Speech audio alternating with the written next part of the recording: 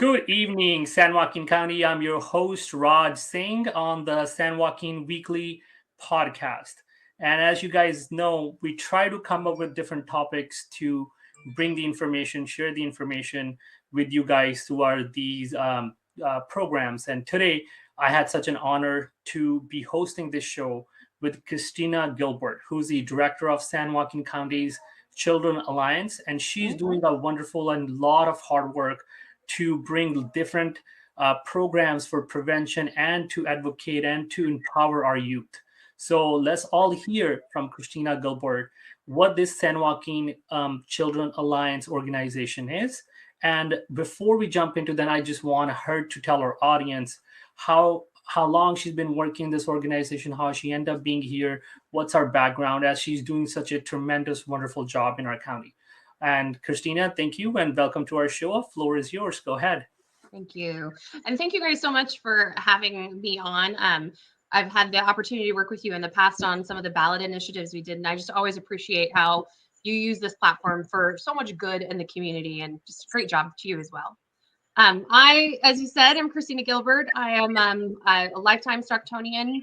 My husband and I have a small business here in Stockton. We have 4 boys going to schools around Stockton, and I became the director of the San Joaquin Children's Alliance in 2015, and it is a grant-run advocacy organization that we engage the County Board of Supervisors around policies and funding to move those resources upstream into preventative measures instead of waiting until downstream when problems and challenges emerge for children and families.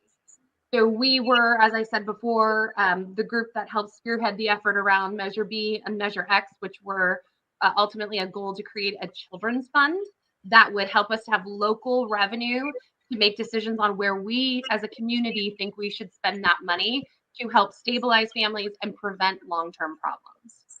Oh, great. So as I in the beginning said, it's just a lot of work that's being put up with her and her organization towards our youth. And she already briefly mentioned over what this organization is all about. And it's not just they started it, they've been working on different things. Even last year, we had the honor to host their topic and a Measure X and the other one you said. So that's great. And thank you. And just overall, like right now, if we're talking about the Children's Alliance, San Joaquin Children's Alliance, what are your goals? What are you working on currently? That's in the pipeline. Absolutely. So obviously, as COVID hit, it was most appropriate for our work to pause, as everyone really needed to meet the most basic need in front of them. And as COVID relief funding started coming into the county, we set some short-term goals to help ensure that we were pulling community partners together to examine the impacts, and then to bring that data to the board in the form of proposals of where they should be spending that COVID relief funding to mitigate the impacts to children and youth across the county. So right now, last year in January, the Alliance went to the board and made some requests around some of that initial funding. And then we asked them to reconvene. They have a task force. They have a task force called the Children and Youth Task Force. And they reconvened it last September. And we've convened partners from all over the county department heads. The supervisors have 2 supervisors that attend, school districts, and community-based organizations from all over, discussing where are the biggest impacts and where could this funding be put to make long-term impacts for our kids. Great. That's really, really wonderful. And when we're talking about the grants and funds that's coming through county and working with the county supervisors, how much money has the county recently received your organization up to till the state? So the county, through CARES Act funds and American Rescue funds, has received at least $151 million to date and is expecting $74 million more in May. And the broadest definition of what is that it has to be put toward COVID impacts. It can't be spent on just anything. There are some allocations for infrastructure and some different areas like that, but primarily it's supposed to mitigate the impacts of COVID in your community. Great. That's a huge number that you just mentioned. And I think maybe some people know about it through your circle, but I don't think so. Majority of the population in our county, they would know about all this. So how exactly? So if you talk about $74 million funding, right? And Fabulous. well, right. So how somebody, like, for example, when you're saying that you're working towards the youth, can you kind of elaborate or give any example that how is it helping, or how somebody can get that sort of a help through your organization? So I don't work directly with the public. I'm purely advocacy. My goal is I convene all of the players who do work with the public. And so depending on what help that someone might be looking for, my job is to make sure that we're collaborating as closely as possible, and then also that we're coming to the board of supervisors collectively to organize and petition for policies or funding. So I'm not an entity that people would come to for help. I'm the entity who works with everyone they go to for help. I see. Okay. Yeah. All right. So what has been spent in terms of dollar amount, like, on this far? Yeah, the county has there's been a number of things that the county has done with the funding that have been very impactful. There's been at least $20 million has been spent toward small business grant relief fund, which is great. About 13.7 million has been spent on family stabilization. So for families who needing assistance for loss of economics in their home. Then there's lots of money, of course, that have been spent on public health related items, all very important, for vaccine awareness, those different kinds of things. That's a lot of what that's easy to articulate. $5 million was sent to First Five to expand their ability to work with children 0 to 5. Also very, very important. Some of our most vulnerable children really fall between 0 and 5 through all of this. At least teachers might still have seen kids through the screen or now that they're back in school, but little kids are primarily at home, and allowing First Five and expanded reach really allowed for more people to be knocking on doors or delivering supplies or checking on kids, doing home visitation, even from a distance. And so great things happening there as well. Oh, great. That's incredible. And this just kind of getting along more into, you mentioned about the Children and Youth Task Force Yes. that was established. And what are the funding proposals on that your currently your organization is working on?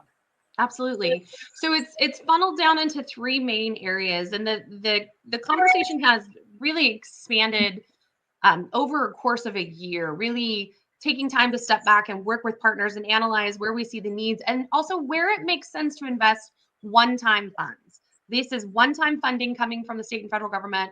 So we can't be doing massive expansions on programs because the funding will obviously not exist in either 12 to 24 months, depending on the cycle. So the areas that we have as a group have landed on is to expand investment to 211. Do you know what 211 is? No, not at all. Like, Oh, well, we need to do a whole show just on 211. So 211 is where you call when you are needing to find resources. Like when you call 911 for an emergency, you would call 211 if you needed housing assistance, if you weren't sure where a food bank was, they also do what they call Help Me Grow. They do health screenings for children real quickly over the phone. They help connect people to a myriad of resources. And through the pandemic, 211 actually took on a couple of different roles to help our constituents. One was they were partnered with the housing authority on helping with some housing issues that were going on in the community. And then they helped 65,000 seniors sign up for their vaccinations because they didn't have the internet or they didn't know how to do it.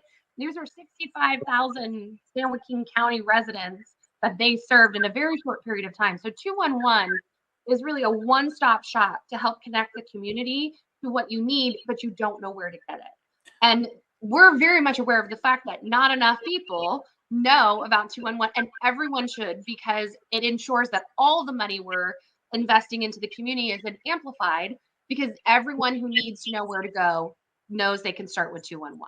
So that's one of the first proposals. okay, great. So I just want to take a little bit time here just to emphasize on the 211 first. I learned today. I mean, we all have computer and Google. We kind of search and kind of directly go to that place or that resource.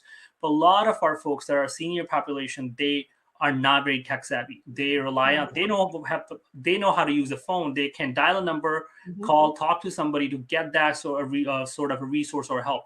So 211 is your next handy number along with your 911. So because if you might not need it, but in your community, there could be a family, friend, or somebody you come across that they're looking for something, but it's possible, majority of the time it's possible you're not going to have answers for everything. Yeah. So write that number, save that number down, and hand it over to someone. As Christina said, there's so much there. It's just a one-stop shop which will navigate you. Hey, what are you looking for? This is the department, this is the number, this is the contact information, or this is the address, and you can help somebody. And yes. I believe if we are living in the same community trying to help, so there's multiple ways we can do. So this is one of the way that everybody should do their part and help other people in the community for a better tomorrow. So yeah, that's wonderful. And let's just go back to Christina again about her plan. So next to 211, what else are we working on? Absolutely. So obviously mental health is at the top of everyone's list. It was something that was a major source of conversation for the task force before COVID. We know that it's at a crisis level now. And so there's been a few specific areas around expanding suicide prevention. Seeing those, we have suicide prevention programs that exist at many of the high schools, but there's been a call and a need that's been expressed in the community to see that pressed down through junior high schools, maybe even businesses or houses of worship. And so right now there's really an analysis of how that could be expanded and who the community partners are that are already doing it, and identifying who else might be interested in receiving it so that we might make that case to the Board of Supervisors. It's a terrible reality that suicides in children under 18 doubled last year compared to the previous several years in San Joaquin County. And it's just so desperately needed to expand these services. So that's under mental health is one. There's also something called the Neglected Children's Fund that's housed at Human Services Agency, and it helps to fund the extra things for foster children. So sports, drama, extracurriculars, special camps that these kids never get to go to. And we have at least a couple thousand at any point in time children in the foster care system. And this fund allows them to have access to those extracurricular that we know really bolsters mental health. This is really some of our most at-risk population. And that fund is funded by HSA staff doing bake sales and raffles. And we think that as a part of COVID relief, that some of our most vulnerable children should have access to things they need to recover from the impacts of COVID. And so that has made the list under mental health as well. And then the last one under mental health is the Community Grant Fund. And it's the reality that we are aware that so many of these smaller grassroots groups all over the county have really met needs neighbor to neighbor throughout COVID. I know Seeks of Tracy did a ton of food distribution, and it's really grassroots organizations like that have the quickest ability to tap someone on the shoulder, to be there for their neighbor, to meet. And what we know is that there's still quite a bit of low-level anxiety and even depression caused by the pandemic. And what we wanted to advocate for in that really mild area is that the board would create a community grant fund where smaller organizations all across the county could apply for a micro grant to be putting on events that help draw their populations back out, reconnect people to each other, connect them to 211 services. We want to use that as an opportunity to say, here's a 211 card. This is where you start for help. Pass out a meal, listen to some music, rent a bounce house, but really let's start pulling the community back together around these small grassroots groups that have been in the trenches, serving their friends and their neighbors this entire time, but out of their pockets. And this funding is really meant for this.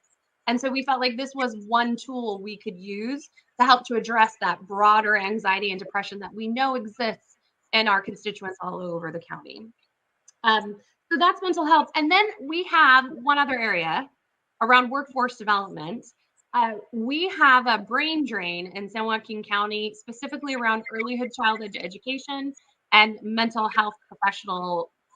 And it's reached a fever pitch. to the point that an organization called Health Force Partners estimates that we have at least 200 fewer clinical positions filled in this county than we need. And that's both housed inside county staff, county departments, and in community-based organizations, even in school districts. And what we've discovered is we have the funding to do mental health programming. We don't have the staff.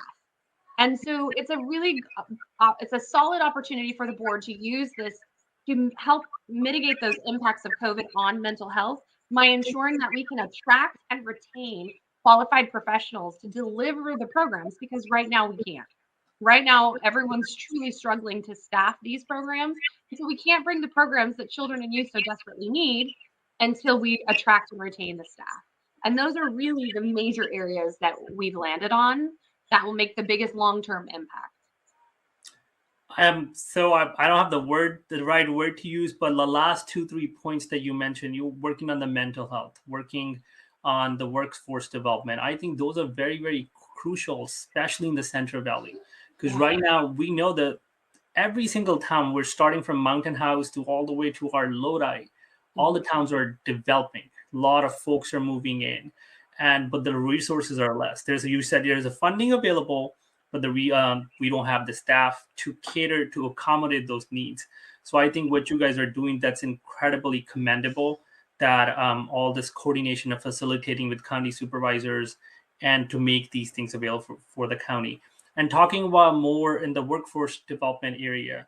So what kind of help, not just only into that, but there's a shortage of staff, there's the mental health professionals, that's the shortage as well.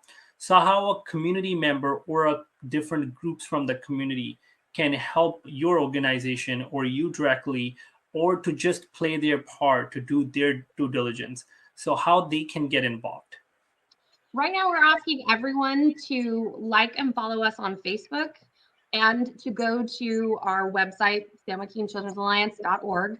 Very easy. And submit your email so that we can communicate with you, because as we continue to pull these proposals all the way through and we take them to the board, we have not made our final presentation yet.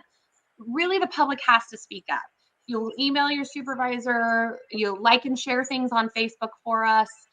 All of those things show the supervisors that the community is paying attention, that they approve of this conversation, and that they approve of these monies being put towards the impacts of children and youth. And you should know the Alliance paid for a poll in December for registered voters around San Joaquin County. We wanted to know, who did the community think was the most negatively impacted by COVID? And 93% said children and youth, no opposition. And then very quickly behind that, in like the 80s, was low-income households and small businesses. And we couldn't agree more. And there's been a significant amount of investment in small businesses, and we want to applaud. My husband owns a small business, very supportive of all that. But we want to make sure that the board understands that the community sees the impact to kids, and they want this money spent on kids. That's right. I think that's absolutely that's what we need right now. And like you said, it's just not one person or one organization that can make it happen. Every single person's opinion, word, email, or phone call, or even going up to your elected officials to make your voice heard. That is what our Constitution, our everything. That's what they ask you. You join in these things to make a life better, or a better community for yourself and for the coming generation. Yes. So talking about more short staff, that you're working the workforce development, right? So if you get that money, or like that, those proposals gets approved, there's jobs going to be available, and that's just not only going to help to cater to what are the needs that's in the community, but it's also going to create a more high paying jobs and more people as they're moving in. There will be a more opportunity. Like you said, there's a brain drain happen. So it's all connected with each other. So we need to understand the bigger picture, not just only focus on, there's a grant available when we're trying to do this. But with that, we are working on a bigger, I believe, bigger task here that would help from anybody, from not being looking for a job just for the community member, to somebody looking for a job, or somebody need a mental help, or somebody needs that sort of accommodation from different professionals. So everybody gonna get served and accommodated.